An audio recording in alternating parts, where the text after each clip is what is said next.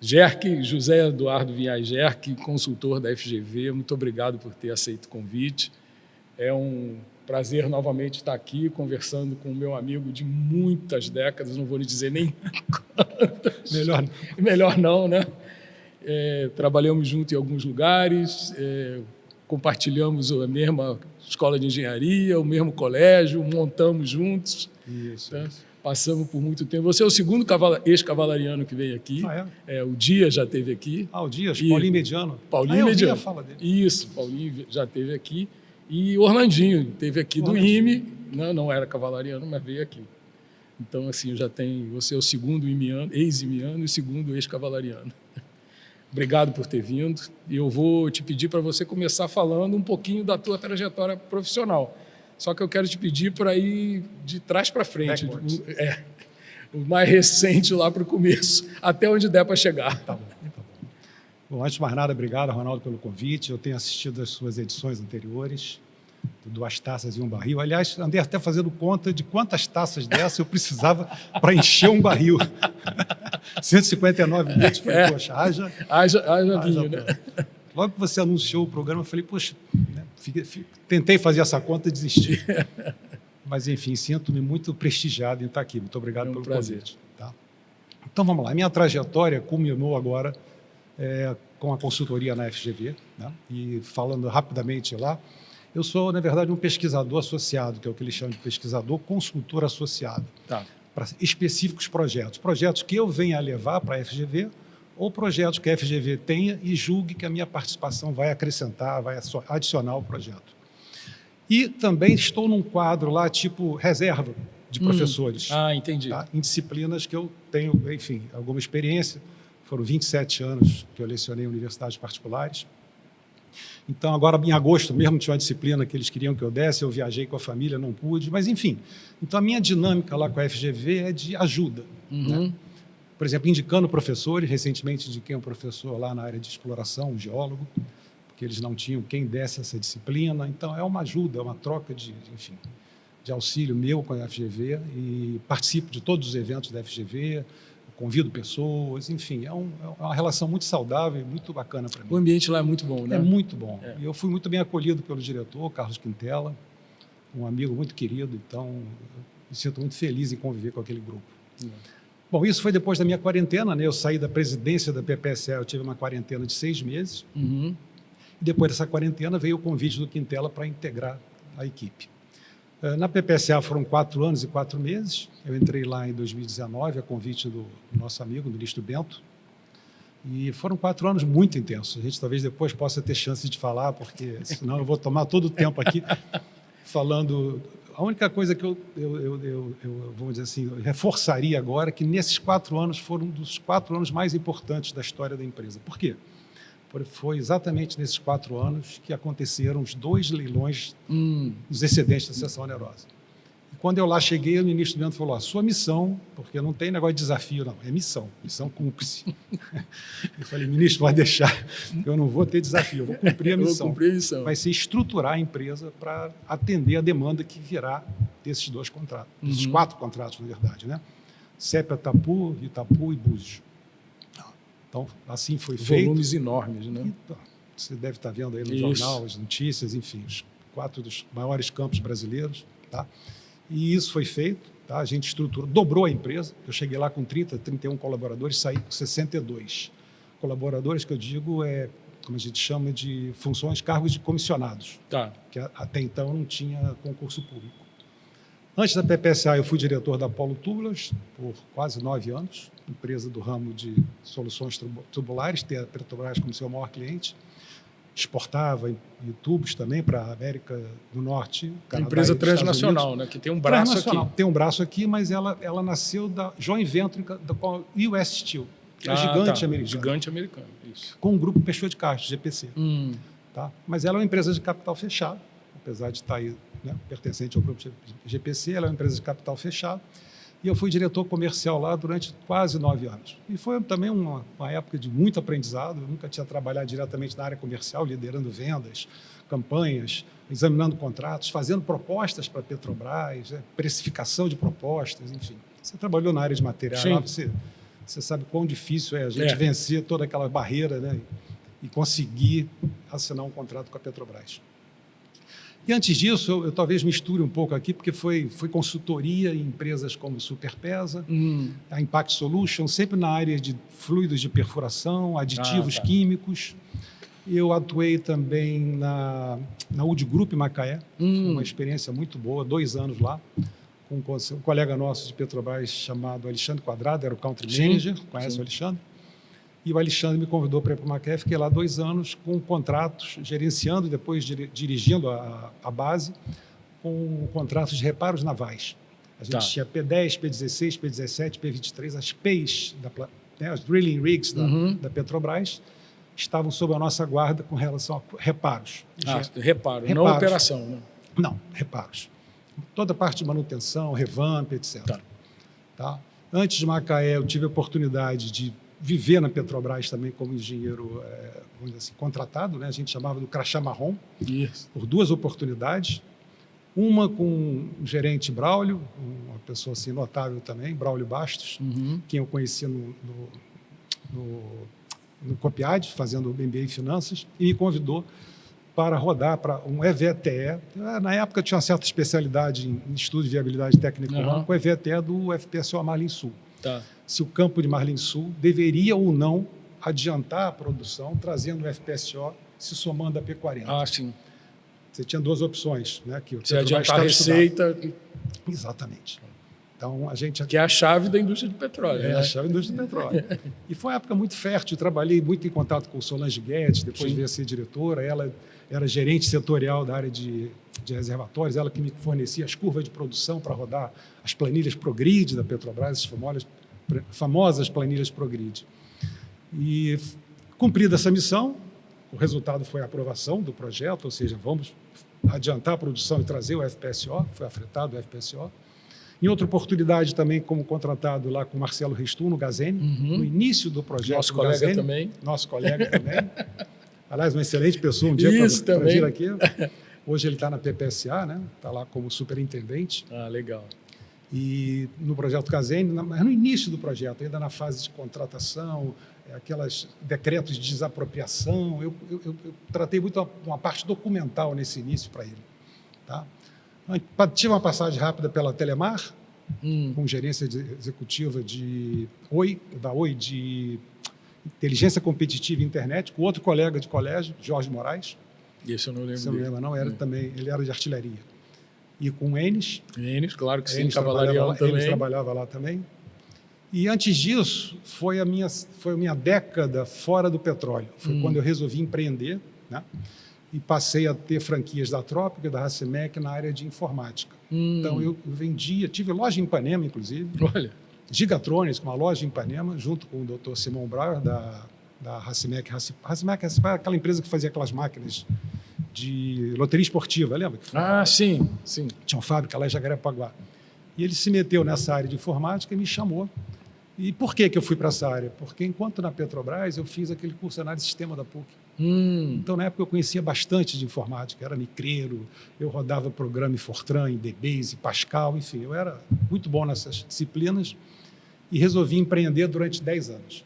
Até ver a abertura do mercado, as grandes vieram, engoliram todo mundo. E eu falei, vou voltar para o petróleo. Sem perdão, né? Sem perdão.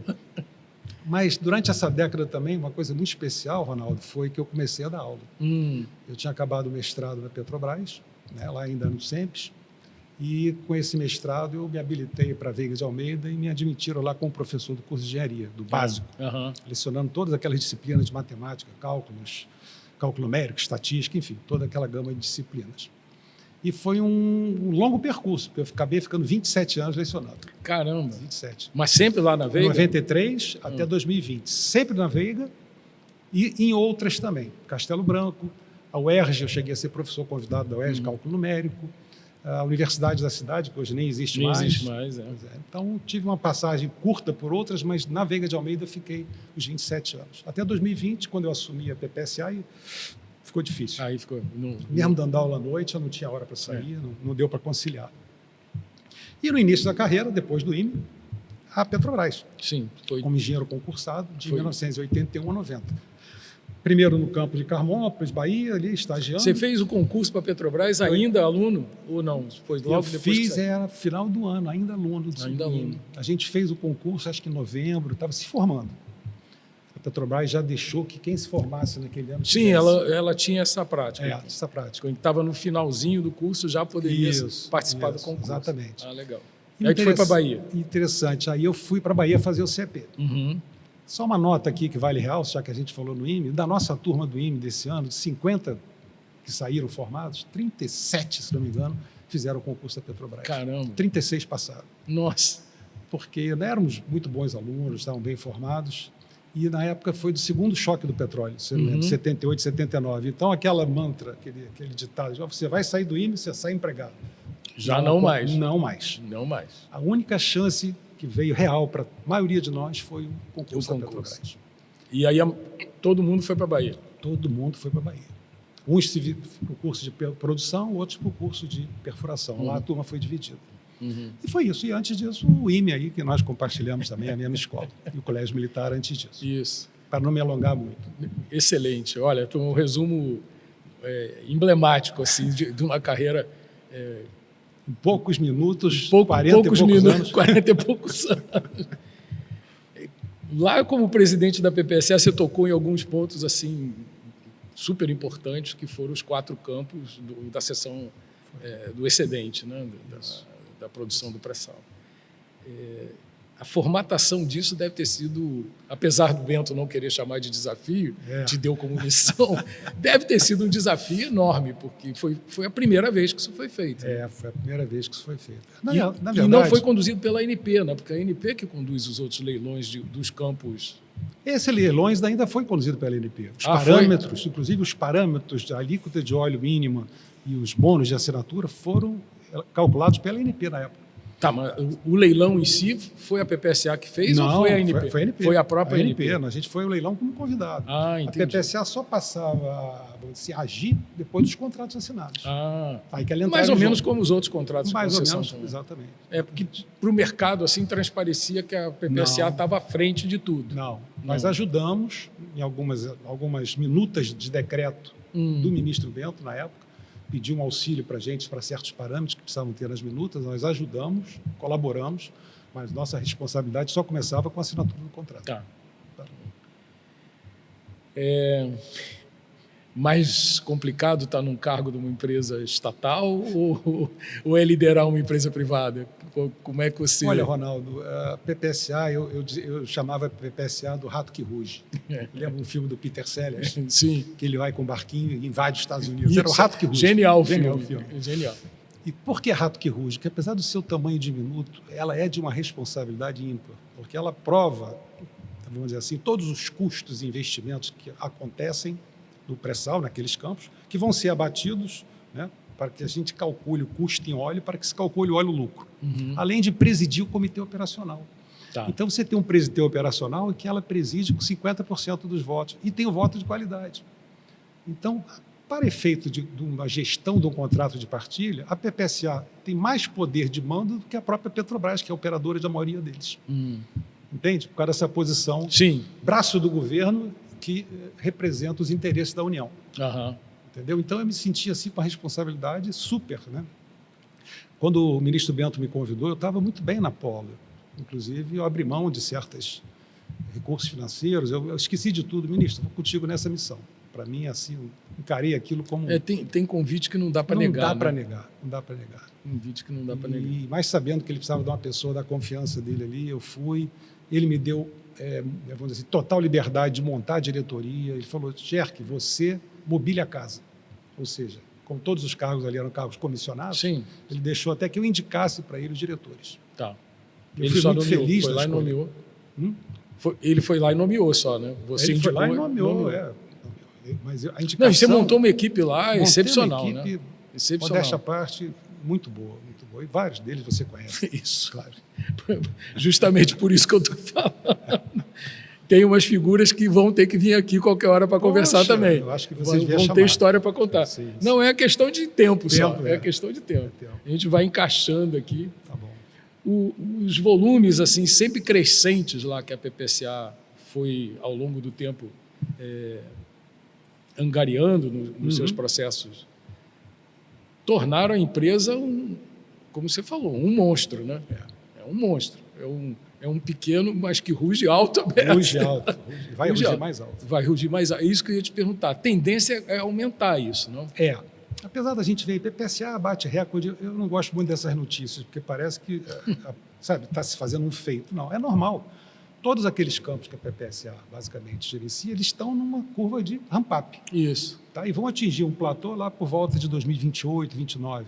Tá? Então, até lá a produção vai ser sempre crescente. Vai sempre crescente. Não tem jeito. E isso aí é uma característica natural dos campos. Natural. Todo campo atinge seu platô, depois depois começa a decair. decair.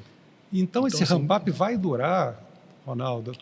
Eu vi a última apresentação lá da Thabita, né? Ela fez do Fórum PPSA, não muito diferente daquilo que a gente tinha previsto, vai atingir lá por volta de 2029, 30. Teve um delayzinho por causa de algumas plataformas que não entraram na época que deveriam entrar, alguns postos que não foram furados, né, também foram retardados, mas o volume de óleo, quase que certo da União, porque os campos já têm projeto aprovado, né, PD aprovado, vai gerar em torno de 550, quase 600 mil barris por dia. Então, tu imagina uma empresa de petróleo de 500 mil barris por dia. No mínimo é o que a PPSA vai ser daqui a pouco. Hoje ela já está por volta de 100. Acho que já estão produzindo, né, parte da União em torno de 100 mil. A parte da União é isso, né? Então, as instalações, agora mesmo teve o concurso, entraram lá 100 admitidos por concurso. A empresa realmente vai tomar um vulto de uma empresa de médio porte, quase grande porte de óleo e gás. E, assim, sempre com alguém operando em nome dela, né? Sempre. Não há perspectiva... Ela é sócia não operadora. É isso. Não há perspectiva dela virar operadora. Imagina... Nunca, não. Está na lei, inclusive. Não tem como. Sempre vai ter um operador, seus sócios, 80% dos campos, eu diria que são operados pela Petrobras, tá? E alguns poucos, um outro pela Total, um pela Equinor, um pela BP, que agora está com o Bumerangue, mas a Petrobras basicamente opera. Vai operar em nome... Você foi nomeado por um amigo. O Bento foi o nosso colega de turma e era, assim, amigo pessoal, né? Uhum. A relação com ele deve ter sido tranquila. Muito boa. A interface com outros órgãos de governo foi complicada ou também foi facilitada pelo fato de você estar na frente de uma empresa que estava dando muito certo, estava fazendo o papel que devia fazer, com uma equipe muito pequena e dando um retorno para a coletividade, para o país, excepcional. Excepcional, isso aí. Eu sempre soube separar as coisas, tá? Então, foi como o Bento falou para mim, aquilo lá nunca vai ser um clube de amigos, não é porque eu nomeei aqui um amigo que eu confio, e isso eu fiz com muita seriedade. Profissional, não amigo, né? Muita seriedade. Não faltaram amigos pedindo para ir, falar, gente, olha, vários, não vou citar nomes. Então, eu realmente escolhi e mantive os melhores. Todos que já estavam lá, basicamente, seguiram, porque vinham performando, não tinha razão para serem substituídos. A minha relação com o Bento, ótima, e mais, com a sua assessoria, com o chefe de gabinete, com o assessor especial Mirante Zanella, com o Ramos, que editava todas aquelas minutas de decreto e nomeação de pessoal, com o secretário de Petróleo e Gás, começou com o Márcio Félix. Isso. Na época, o Márcio Félix, inclusive, era o presidente do Conselho de Administração da PPSA, uma pessoa de quem eu fiquei amigo, que eu muito admiro. Depois o Zé Mauro. Enfim, o Rafael, depois, no final, já quando eu saí, o Rafael já estava como secretário, né? E depois veio o Pietro. Mas, enfim, a minha relação com o TCU foi ótima. Logo que eu cheguei, o diretor Paulo Carvalho, que lá está, falou: Gerco, eu te recomendo a gente ir ao TCU, você se apresentar, conversar com a equipe da CEINFRA Petróleo. Hoje mudou o nome, que era o pessoal do TCU especializado nessa área de petróleo. Olha, os garotos, eu chamo garoto porque são bem mais novos, mas são ótimos. Uma equipe fantástica. E eu, logo que cheguei, eu fiz 2 visitas lá, inclusive aos ministros do TCU, tá? Augusto Nardes e um outro que eu não estou lembrado do nome agora. E expus a PPSA, apresentei a PPSA, impressionante o conhecimento que eles já tinham da PPSA. Já tinham, né? É isso. Me surpreendeu. Falei, pô, eles conhecem mais do que eu, já estou lá há algum tempo. Então, nós tínhamos uma relação ótima com o TCU, com a CGU, com a ANP, com a Casa Civil. Tá? Nós temos até um colega lá na Casa Civil do IME também. Tá? Quem mais órgão assim?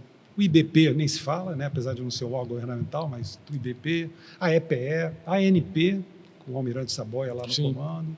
Então, eu tinha um relacionamento muito bom, muito bom. Inclusive, eu boto isso no meu currículo, dessa boa relação que eu mantive com esses entes governamentais. E que alguns são órgãos de controle, né? Órgão de controle, CGU e E, TCU. assim, esses dois, especificamente, a minha experiência também foi muito positiva. Foi, né? Porque toda vez que eu recebi auditoria lá na minha função na Petrobras, eu tive a mesma sensação que vocês. Eles conhecem demais. Não são leigos que vêm aqui fazer pergunta boba, não. As perguntas sempre muito direcionadas, muito pertinentes, profundas, exatamente nos pontos onde podia ter alguma coisa que estivesse desalinhada. Excepcional. Eu sempre gostei. A primeira vez fiquei assustado, a beça, falei, caramba, os caras vêm aqui, vão achar coisa que eu não percebi. Pelo contrário, foi sempre muito positivo, sempre com feedback no final, olha, isso aqui podia melhorar nesse ponto, isso aqui está excepcional, está melhor do que a gente esperava. Foi sempre uma relação muito... A nossa foi assim, essa relação amistosa, mas tinha relação profissional. Isso, a parte disso. Exatamente. Eles vinham nos pontos, levantavam, determinação do TCU, recomendação e olha, super pertinente. Isso ajudava os nossos processos. Não, com certeza.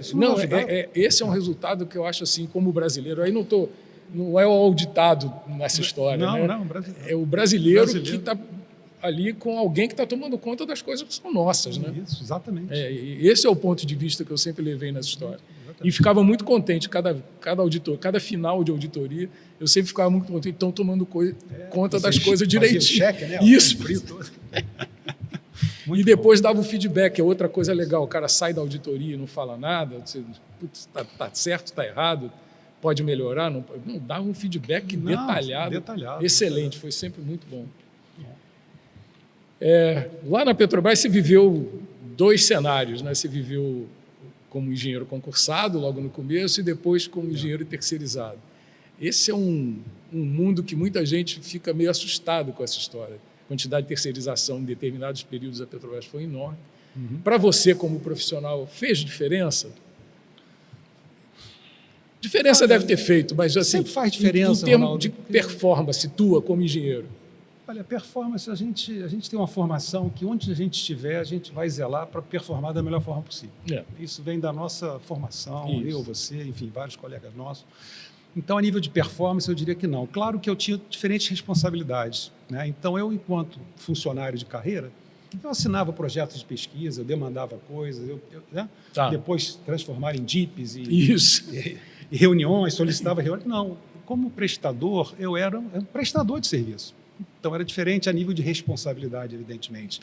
Mas isso não por causa disso eu deixava de performar, de ficar lá até tarde. O conteúdo não foi modificado? Não foi de jeito algum. Você tinha de colocar na estrutura formal da empresa para fazer funcionar. Fazer funcionar. E eu te digo, eu sou partidário de que funcione esse sistema, porque as demandas, na PPSA funcionava assim, a gente tem demandas sazonais, tem picos de demanda que você não, como empresa pública, se você for contratar no pico, depois o que você faz com essas pessoas? Vai ter gente que vai ficar parado um tempão. Então, é um colchão é uma maneira de você ter um colchão para aumento de demandas pontuais. Nós fizemos isso na PPSA. E, aliás, o TCU ajudou muito na contratação, no modelo de contratação, para não caracterizar a terceirização. Era uma prestação de serviço. Havia uma diferença lá. Tem umas nuances. Os advogados sabem. Sabem. Eu não saberia reproduzir, mas tem uma diferença. E o TCU nos ajudou a um entendimento correto e nós tínhamos um contrato lá de contratos de prestação de serviços especializados. Engenheiro de reservatório, engenheiro de poço, trabalhando junto com a gente. Bacana. Contratados. Outro dia fiquei sabendo, assim, não vou citar o nome da empresa aqui, mas de uma empresa que fornece para a Petrobras e para outras petroleiras engenheiro de poço. Para mim foi uma surpresa, eu não sabia que esse tipo de... Assim, é o core business da empresa, né? Não tem nada mais core do que isso.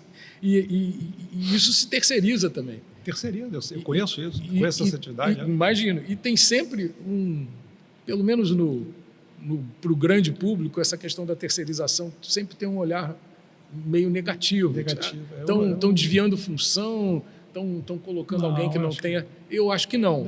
A minha experiência lá como gerente, tive ótimos funcionários terceirizados, performaram muito bem e eu nunca tive problema com eles. Pelo contrário, tive boas soluções a partir de uma boa... Aí a questão está na raiz do negócio. Isso, né? isso. Você fazer uma contratação bem feita, de gente capaz. Exatamente. Não é trazer amigo, e sim Não, trazer o profissional foge desse negócio competente para aquela Isso, função. exatamente. É isso. Então, assim, eu acho que o lado ruim é o olhar superficial sobre esse troço. Exatamente. Né?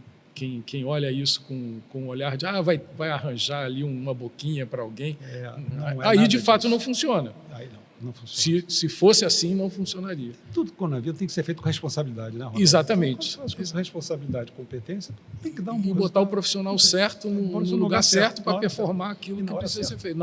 E na hora certa. E na hora que não precisar mais, pronto. Ele vai fazer outra coisa em outro lugar. A gente tinha um lá de 2, 3 meses para poder, já sabe que tem que desmobilizar daqui a X tempo. O cara se prepara para isso. Né? E a empresa que está trazendo ele também prepara ele para isso. Quando ela faz o orçamento, ela já bota isso no custo. Né? Você ingressou lá na Petrobras, você comentou aqui, logo depois que saiu do IME. Aí foi para a Bahia. Isso. Mudança assim, radical em tudo. Você morava em Copacabana nessa época. Garoto de Copacabana, vôlei de praia, da Figueiredo Magalhães e vai para a Bahia. Mas fui com um monte de amigos, né? Então, facilitou isso, facilitou, eram 30 e poucos da nossa turma. Então, para você ter uma ideia, no início, quando chegamos lá, eu e Osmond encabeçamos um grupo para alugar um apartamento. Quantos de nós? 8 iam alugar apartamento. Tinha que ser um apartamento de 4 quartos, sim, cada um por quarto. E assim fizemos. Então, nós 8 alugamos primeiro. E o que aconteceu? Depois de 3 meses, metade desse pessoal foi para perfuração. O próprio Osmond foi para perfuração, o Primo foi para perfuração, Marcelo Restum foi para perfuração, Alexandre Correia Barbosa. Então, o que acontece? 4 foram e aí acabamos os que ficaram ocupando um quarto cada um. Sim. Foi um sacrifício no início, dividir quarto, dividir banheiro, mas depois funcionou super bem, porque eles saíram para o estágio e nós ficamos para completar o curso. Porque eles saíram da cidade. Saíram, alguns da cidade. A maioria saiu da cidade, só o Alexandre que ficou em Salvador. Os outros saíram da cidade. Mas porque o curso era mais curto?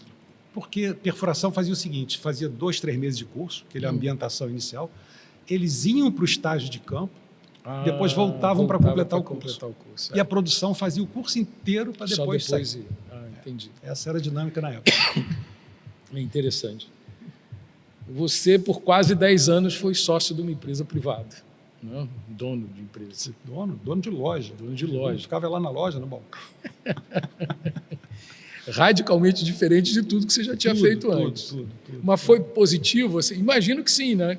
É uma experiência diferente, sempre agrega. Né? Não, foi muito diferente, muito diferente. E eu me sinto assim, hoje olhando para trás, eu digo, eu estava despreparado para isso.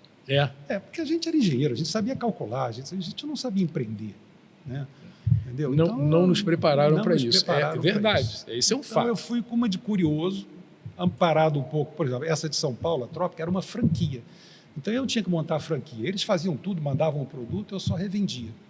Tá? Era mais fácil. Mas com a Racimec, não, era um parceiro, nós éramos sócios na loja, na venda de monitores importados Samsung, entendeu? Que a gente distribuía na loja, mouse, pad, mouse, não sei o quê. Então, olha, estudo de mercado não fiz, eu não era preparado para isso, essa é que é a verdade. Era muito difícil o negócio dar certo quando você entra assim...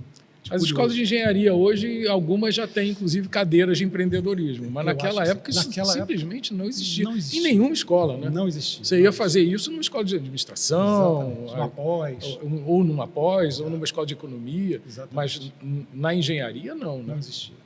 Não existia. Fiz de forma amadora. Confesso. Mas deu certo, funcionou 10 anos. Por algum tempo funcionou. Funcionou 10 anos. Tá bom. O pessoal diz que tem lá o primeiro ano que a maioria fecha, que no terceiro ano outra grande parte fecha. A tua empresa viveu 10 anos, tá bom. Mas no final já não... As aulas que complementavam a renda para sustentar a empresa já foi muito ruim nos últimos anos. Aí já estava tirando do bolso para manter a empresa viva. Praticamente isso. Aí não funciona mais. Não, tem que parar. Tem que saber a hora de parar, né? Isso mesmo, tem que saber a hora de parar.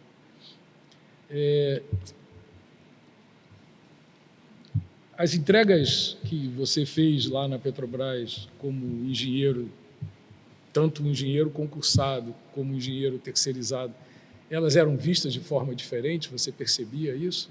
Ou era o engenheiro que estava, era o engenheiro GERC que estava entregando e ponto final?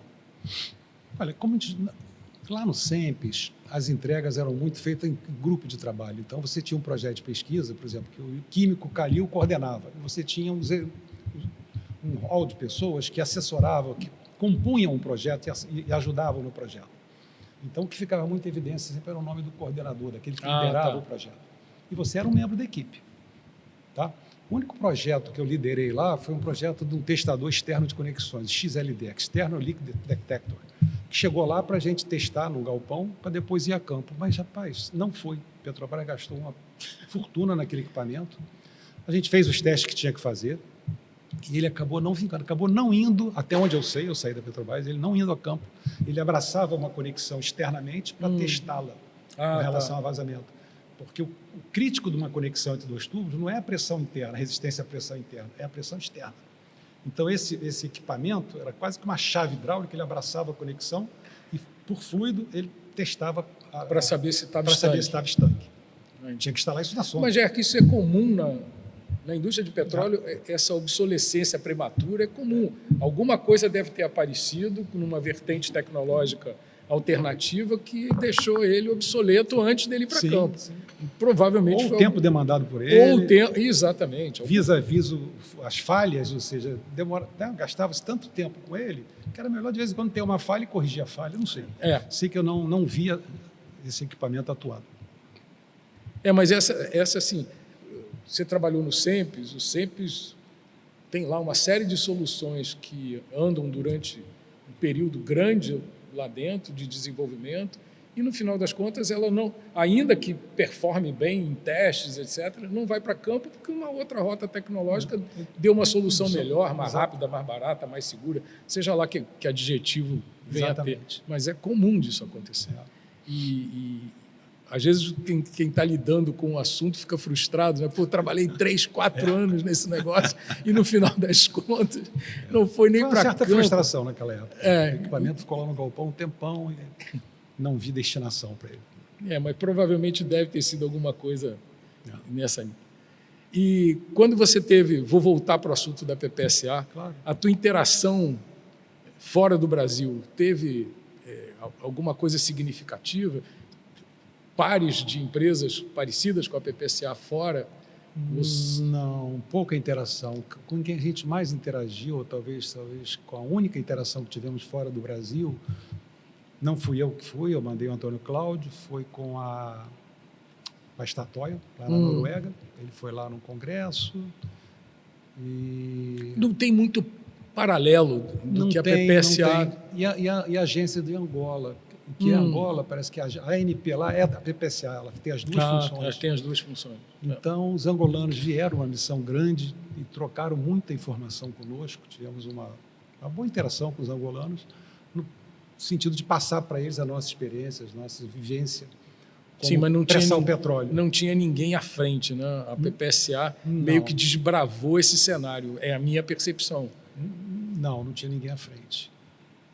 É diferente da ANP, quando a ANP se estabeleceu, já tinha um paralelo da ANP estabelecido na Noruega, no Reino Unido. Sim. E a PPSA, eu acredito que não, né? O modelo PPSA, até onde eu sei, ele não tem exatamente igual no mundo. No mundo, né? É a minha percepção, mas eu já fui o terceiro presidente, né? Então eu teria que perguntar ao Oswaldo e ao Ives, sei lá, que me antecederam. Eu acredito que não tenha realmente. Eu andei dando uma olhada, falei, caramba, será que isso é a primeira experiência realmente completamente inédita? Porque o modelo é diferente, né? O modelo brasileiro acabou ficando diferente. Tem a questão do pré-sal, que também é quase inédita, né? Diferente de tudo que já tinha acontecido. Com certeza. Então, é uma experiência desbravadora, vamos dizer assim. Foi muito aprendizado ali, rapaz, vou te contar. Um mundo muito novo. Quando o pré-sal começou, a PPSA nem existia, né? Não existia. Se não me engano, a pré-sal petróleo ela foi de 2012, 13, o decreto de criação, a lei 12304. Mas as perfurações do pré-sal já tinham acontecido. Sim, já tinham acontecido. Essa discussão do pré-sal durou muito tempo, né? Muito tempo. Quase 10 anos, sei lá. Se criava o regime de partilha, né? primeiro contrato foi o de Libra em 2013, para você ter uma ideia. Depois Começou a produção em 14, né? Hein? A produção começou em 14. Foi final de 2013, deve ter começado em 2014. Libra, Mero hoje, sim, né? Campo de Mero. E depois só veio a ter licitação em 2017, se não me engano, 18, 19. Aí foram uma rodada. Foi a primeira de Libra, depois houve a segunda, terceira, quarta, quinta e sexta. Até a sexta eu ainda estava lá na PPSA. Foi o campo de Aram, foi licitado na sexta. Aliás, o campo está dando boas notícias aí, né? Tem que até me atualizar. Parece que estão achando óleo lá em Aram. E é um campo gigante, uma área gigantesca. Tomara que Petrobras é a operadora. E depois vieram as ofertas, licitações de oferta permanente. Oferta permanente, que já houve 2. Isso. Que passaram a incluir no começo a oferta permanente era só para campo maduro. Isso, né? Isso agora não. Agora não. Abriu. Eu fiz uma apresentação hoje de manhã tocando exatamente nesse ponto. Que como mudou o perfil da oferta permanente. Era meio visto assim, não, tem um negócio que sobrou ali. Hoje em dia não, né? Tem uma outra tônica. Tem uma tônica. Parece que foi uma bela iniciativa, vamos dizer assim, né? Deu certo na primeira, na segunda já saiu o campo acho que de bumerangue com a BP. Isso. Então, Gerc, se você pensar, nem sempre, quando você estabelece um prazo muito específico para fazer alguma coisa, às vezes uma grande petroleira não está pronta naquele momento para arriscar naquele instante, naquele lapso de tempo ali. Se você deixar na oferta permanente lá, o cara, na hora que tiver bom para ele, eu estava tentando lá na Costa da África, não deu certo, vou lá no Brasil. Vou lá no Brasil, bater na porta do botequim lá do Brasil para ver o que exatamente isso. Não é? Cria uma flexibilidade que eu acho que é muito, muito boa para a indústria aqui. É verdade. Eu conversei aqui com o Rafael, lá da ANP, a gente tocou nesse ponto assim muito rapidamente, a tônica era outra, mas a gente falou disso e ele tem essa mesma visão, né? de que isso gera oportunidades diferentes daquelas de fazer aquele leilão naquele momento, naquela condição que nem sempre todo mundo está pronto para fazer. Às vezes faz uma oferta para não ganhar, né? Não ganhar, só para oferta para não ganhar, deixa eu marcar minha presença, né? É verdade. Não, deixa eu carimbar aqui meu passaporte, mas não quero ir fundo nessa história, não. A gente já está aqui chegando para o final, eu queria, assim, explorar um pouquinho a tua vivência nessa tua trajetória de passar pela indústria de suprimento, na cadeia de suprimento, tendo sido diretor da Apollo, né? Você foi. Diretor comercial. Nos encontramos uma vez em Houston comendo um sanduíche às pressas. Você estava lá pela Apollo, né? Na época da OTC. E, assim, participar de uma empresa transnacional deve ser completamente diferente de estar numa estatal no Brasil. Sim, outro mundo. É outro mundo, né? Outro mundo. Mas é mais fácil, mais difícil ou é só diferente? Eu acho que é mais fácil. Mais fácil? Eu acho que é mais fácil. Apesar de ser transnacional, a US Steel americana, a empresa sócia dela, 50%, ela nunca deu muita importância à Apollo, isso é que é verdade. A Apollo era muito pequenininha. Para o negócio ela era um gigante e ela só se tornou sócia da Apollo porque ela comprou a Lone Star americana, texana. E a Lone Star tinha a Apollo como 50%. Então foi a reboque. Entendi. Ela originalmente nem queria ser sócia, tanto que anos depois ela veio a vender a parte dela, hoje ela não é mais sócia. Então ela não se intrometia muito na gestão, participava das reuniões do conselho, via lá os resultados, as projeções de venda e tal. Até as conexões da US Steel especiais, prêmio que a gente chama, né, selo metal, que a gente tentava adquirir deles, eles negligenciavam, demoravam. Ou seja, mesmo sendo acionista. Então, tivemos que buscar parceria com outras empresas, como JFE, Metal One, japonesas, para ter essas conexões no Brasil e ser competitivo. Então, eu tive que correr para buscar outras soluções. Então, mas por que eu digo que era fácil? Porque a decisão era tomada rapidamente. Então, eu tinha um presidente, por exemplo, o Carlos Eduardo, que também era membro do conselho, muito próximo à família Pessoa de Castro. Então, as decisões ali eram muito rápidas, de contratação, de precificação, de tudo. Já na PPSA, apesar de ser uma empresa que não compete com ninguém, né? É isso. PPSA não tem, não É tem uma competição. estatal relativamente fácil, né? A gente diz Teoricamente assim, fácil. Teoricamente fácil. Teoricamente. Ela é uma empresa de, vamos dizer assim, atividade exclusiva, só ela pode fazer, imprescindível, porque se ela não atuar, não tem pré-sal, não tem partilha. Por conta da lei, né? Por conta da lei. Então, mesmo não tendo competidores, tudo na PPSA era mais difícil, era mais lento, tinha um escrutínio de um board, tinha um escrutínio de um TCU, de uma CGU. É tempo consumido. É muito né? tempo consumido. Aí o fulano perde a licitação, entra com recurso. A gente nega. Aí a TCU, vários recursos foram ao TCU, Caramba. de licitações assim pequenas, e a gente querendo aquele recurso não podendo contratar. Felizmente, nos saímos bem de todas. TCU, eu sempre ganho de causa a Apollo. O ponto de vista da da PPSA. Mas aquilo tornava o processo moroso, entendeu? Muito moroso. E a responsabilidade de um gestor que comercializa bilhões de Bilhões, óleo né? Não é. Imagina. Um erro ali não é ali. um erro que não tenha consequência. Fiquei feliz quando recebi o documento do TCU dizendo que minhas contas tinham sido aprovadas. Eu falei, que alívio. Dormiu melhor essa noite. Então, né? nesse ponto, eu digo que é mais fácil a iniciativa privada nesse sentido. Entendeu? Ah, legal. Jerk, para a gente terminar, vou te pedir assim, para você fazer um comentário. Nós somos participantes da Alumni lá, né? Isso. E eu queria que você fizesse, tem vários alunos e ex-alunos que assistem o canal aqui. Eu queria que você desse um recado especial para os nossos colegas e ex-colegas. Rapaz, são tão brilhantes aqueles garotos. Olha, eu vou dizer, eu tenho ido de quase todas, apresentações da Alumni. Fui agora essa semana, aqueles 3 garotos, que chamam de garotos, mas são engenheiros de mão cheia, que estão aí liderando 3 dos maiores grupos de escolas do Brasil. Incrível. Fiquei assim, eu não saberia que conselho dar para eles. Pelo contrário, me dá um conselho você. Diz alguma coisa que eu não sei, né? Não sei. Mas eu diria o seguinte, pensei nisso, uma coisa que eu diria para os ex-alunos é cuidado com a empáfia, né? Com aquela, sou aluno do IME, sou tal, entendeu?